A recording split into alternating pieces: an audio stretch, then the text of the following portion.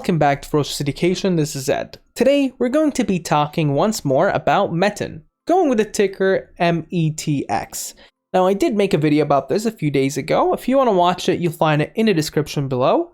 But today, we're focused on the update on what is to come next. So first off, who they are, or who are they? So they're an English language training provider in China. Meten EdtechX is perfectly positioned to capitalize on the country's exponential growth in demand for English language competence and future skills. So they define themselves under three different brands: Meten, which is adult and junior ELT services; ABC, which is primarily junior ELT services; and Likeshuo, which is online ELT services. So they pride themselves for quality and student satisfaction. In terms of news, we don't have anything for October. The last one was on September 1st, 2021. And there's no presentations that are updated. Now, a quick thing here, just a quick scope if you haven't watched my previous videos before.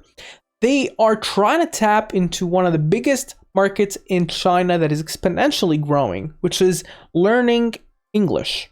Which sounds a little bit odd, but with going on with the global kind of market and economies, English is becoming it's actually one of the most popular languages. It's kind of obvious.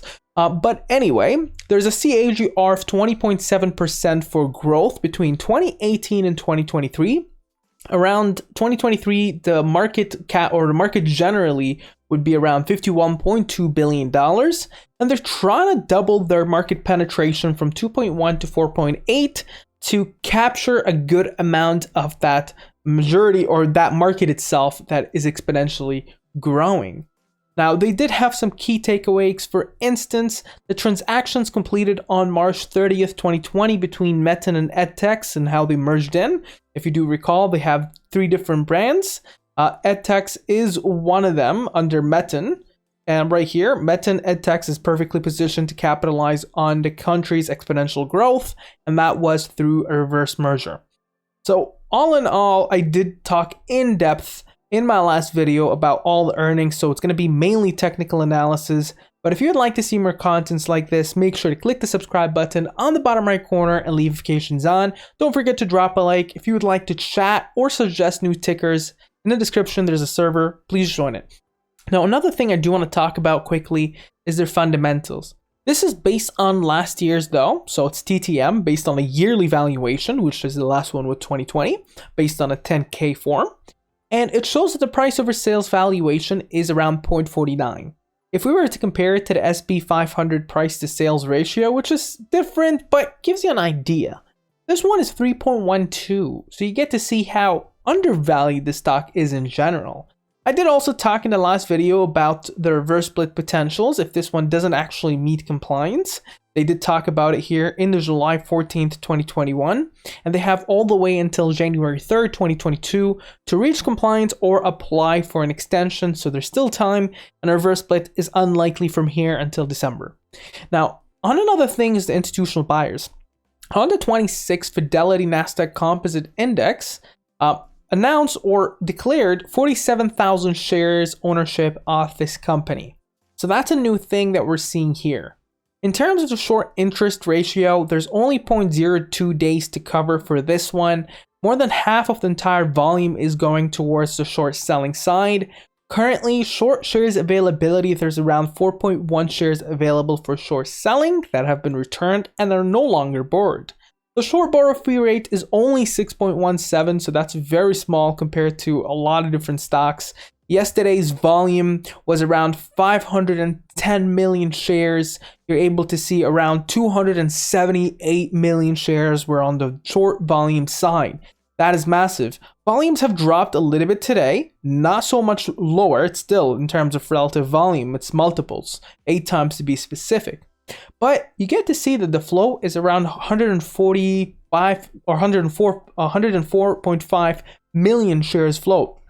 And the short volume side between yesterday and today, assuming that it continues on the same level, which is around more than 50%, is around 278 plus another 100 million. You're looking almost around 400 million shares on the short volume side, almost 4 times the entire shares flow, which is crazy in my opinion.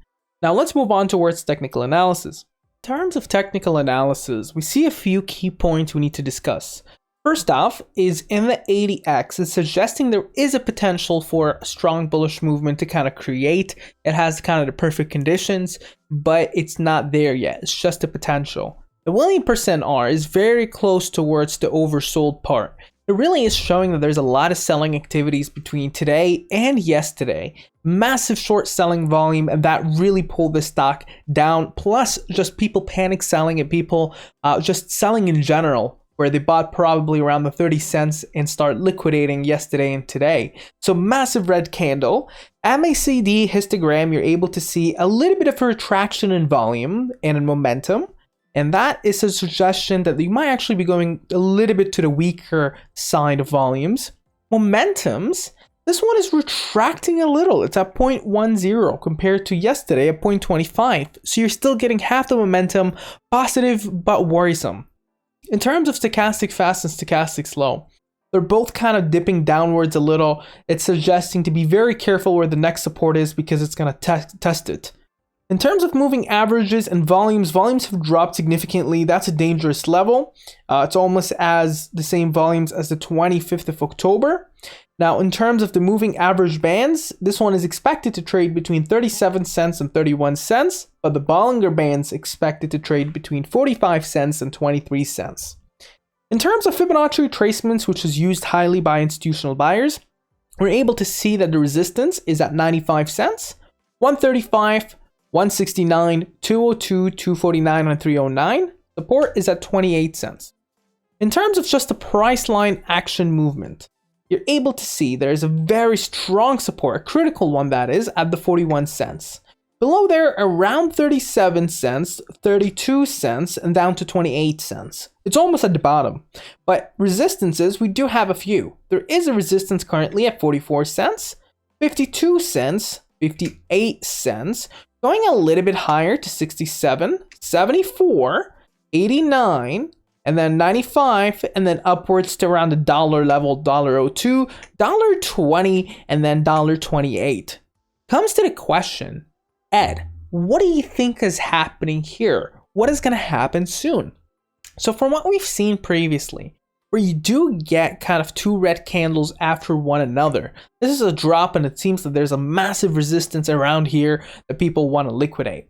So I do believe with every drop, this kind of resistances, these massive walls kind of get broken. There is a really strong resistance that was around the 61 cents to around the 58 cents that really brought this down to its knees.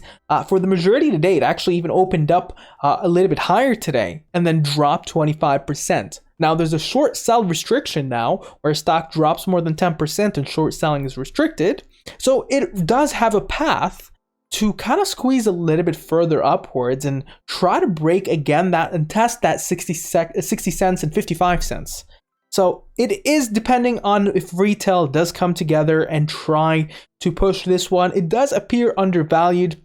Now, I did cover in depth their sales and the sales growth last video, but make sure to share this video, to share this information if you find it helpful for others to get to know these conditions might be favorable for another push.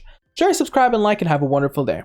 Now, if you're still here on this video, make sure to drop down below and join our Discord. We have a lot of different things going on, including, for instance, members that gives picks for free. It's not pump and dumps, we just things we think about, swings, etc. We also have really exciting bots. You can actually use those ones. For instance, we're just testing out this bot, for instance, that gives you Fibonacci resistance points, activities, etc. And we have a bunch of free things, totally free. We run on tips here, and you can ask me questions, suggest stocks, etc. It's a really nice community that has been growing up very fast at a very good rate, and it's totally free. If you would like to join that one, feel free to do so in the description below, and have a wonderful day.